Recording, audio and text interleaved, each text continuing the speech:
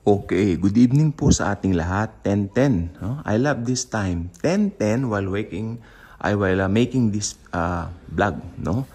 10:10, John 10:10. You know what? Whenever I see 10:10 ang oras sa akin pong telepono, ako'y natutuwa. Parang inire-remind sa atin ni Lord Jesus na, hey, pinagpala ka.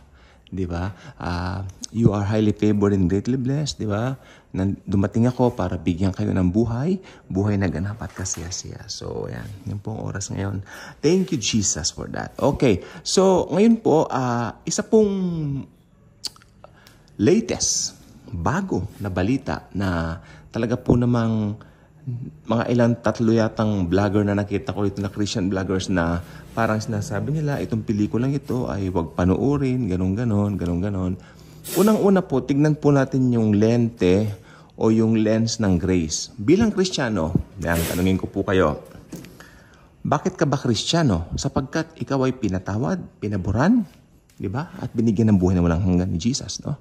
So, meron ka ng buhay na walang hanggan. Ibig sabihin, 2 Corinthians 5:17, ikaw ay bago ng nilalang.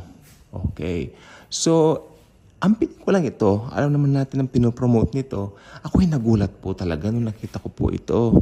Nakakalungkot kasi yung bida rito isang bata, no? Tapos, si Satan, no? Parang, Dear Satan, parang gano'n, di ba? Tapos ipapalabas pa raw sa Pasko. Supposed to be holiday yan. Birthday ng Panginoon yan.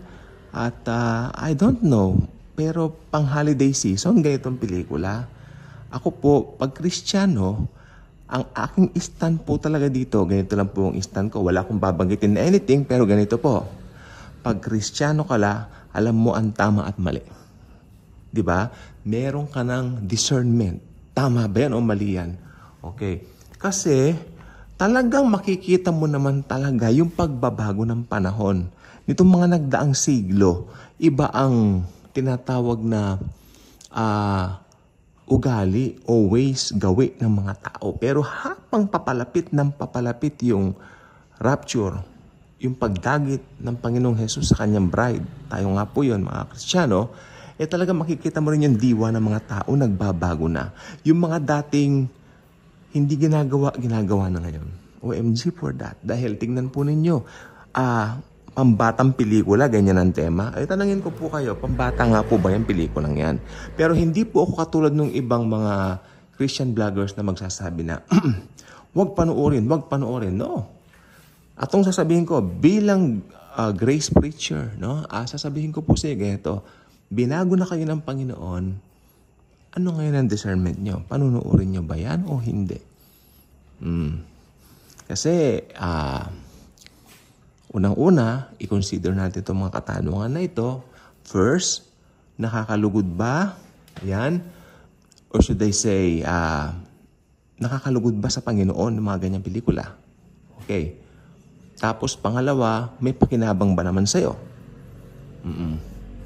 At pangatlo, ano ang magandang maidudulot nito sa mga nanood? Ayun lang naman ang tanong ko. Pag subukan yung i-consider, lalo na po yung una, does it glorify the Lord? Sa atin lugod na si Lord dahil Kristiyano po tayo eh. Pero I mean, nag-glorify ba siya dyan? Pag, Kristiyano ka, nanood ka. Ewan ko kung sa sinihan ba yan o sa Netflix, hindi ko alam. Kasi parang wala na rin sinihan ngayon eh. Puro na sa Netflix na tayo. I don't know, pang Netflix ba yan o pang sinihan? Hindi ko po alam, ano? Pero kahit na ano pa pong platform yan, yan po ay strange sa akin. Alam niyo ako, lumaki po ako, batang 90s, no? Wala kaming ganyan na movie. Tama na kami doon sa mga Princess Sarah, Sedi, ano? Yan ang pinaprood namin noon eh. Patras, Dog of Flanders, alam niyo ba yun? Simple, but wala kami mga ganyan na, na sobra naman yan na nagulat ako dyan, sa totoo lang. Nagulat ako dyan. Browsing sa FB, sa Facebook. Nagulat ako dyan. Ganito na pala ngayon ang panahon. It's so sad. Just to make some money. Yan na. Hindi po ba? Ngayon, panunuorin ba ito ng Kristiyano? Ang tanong ko ito, alam na po ninyo, dahil may bago na po kayong nature, 'di ba? So, kayo na pong bahala doon. Bye-bye.